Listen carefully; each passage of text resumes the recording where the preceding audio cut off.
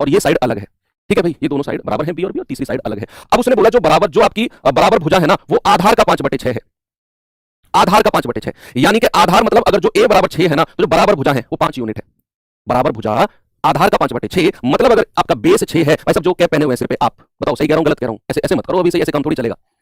अगर मैं कह रहा हूं कि आधार अगर 6 है तो बराबर भुजा क्या हो जाएगी? बराबर भुजा हो जाएगी आपकी 5। अगर मैं a को मान रहा हूं 6r, तो बराबर भुजा क्या हो जाएगी? 5r। ये भी 5r और ये भी 5r। ठीक है, ये दोनों 5r हो जाएंगी। अब सवाल बोलता है कि पेरीमीटर 544 है, यानी कि अगर मैं इन सभी को जोड़ दूं, 5 और 5 10, 10 और 6 16, r की वैल्यू कितनी है भाई? वो है आपकी 544। r की वैल्यू हो जाएगी 16 3 48, 16 चौके 64, है कि नहीं? 34 आ गई। अब हमें ये मिल जाएगी 34 पंजे कितना होता है? 5 चौके 20, 5 15 2 17, ये भी 170। 6 से गुणा करेंगे 6 चौके 24, 6 18 और 2 20, 204 ये हो गई। अब हमारे पास एरिया पूछा है ना, तो एरिया होता है जो आपकी तीसरी साइड है a/4 अंडर रूट में 4 गुणा जो कॉमन साइड है 4b² माइनस जो तीसरी साइड है a², यानी कि 204/4 अंडर रूट 4 गुणा 170 का स्क्वायर माइनस 204 का स्क्वायर, 204 का स्क्वायर। अब यहां से हम कहेंगे 4 पंजे 20, 4 एकम 4 अंडर रूट। देखो अभी और क्या कर सकते हैं हम यहां से, आपकी थोड़ी सी कैलकुलेशन को मैं आसान बनवाता हूं। लास्ट में तो डिविजिबिलिटी से तो बताऊंगा ही मैं, अभी सुनो।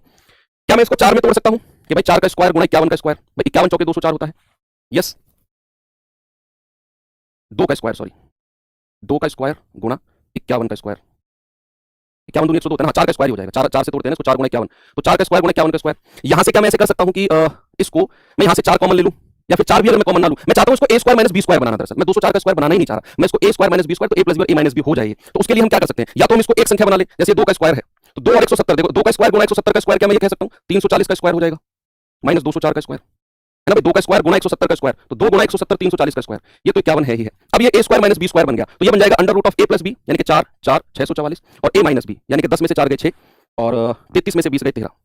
अब ये बन गया ये। अब यहां से आप इसको परफेक्ट स्क्वायर बना लो। 17 से कटेगा 17 8 136, 17 से कितनी बार फैक्टर बनेगा? 17 3 51, 9 4 13, ये 17 से नहीं कटेगा ना, तो 17 तो रूट में रहना चाहिए फिर, तो कहां पर प्रॉब्लम? बस दो करता हूं मैं, इसको करता हूं, जैसे मैं आ जाएगा तो ये बनेगा 170 का स्क्वायर माइनस 102 का स्क्वायर। ठीक है, तो a प्लस b जोड़ेंगे तो 272 और 170 में से 102 जाएगा तो 10 में से 2 गया 8। एक बार 17 अगर बाहर आ गया तो अंदर बचेगा 16 चौके 64, 64 का 8 बाहर आ जाएगा। अब इनको आप गुणा कर लो, 51 गुणा 2 गुणा 17 गुणा 8, तो 51 दूनी 102 होता है, और उसमें अगर आप 17 की गुणा करेंगे और फिर 8 की करेंगे, 17 दूनी 34, 17 एकम 17, और उसमें फिर आप 8 की गुणा करेंगे, 8 चौके 32, 8 तिया 24 और 3 27, 8 सत्ते 56 और 2 58, 8 एकम 8 5 13, ये आ गया 13,872। लेकिन ये कैलकुलेटिव क्वेश्चन को अगर आप थोड़ा सा डिविजिबिलिटी रूल से करना चाहो तो शायद मेरे हिसाब से जल्दी हो जाएगा।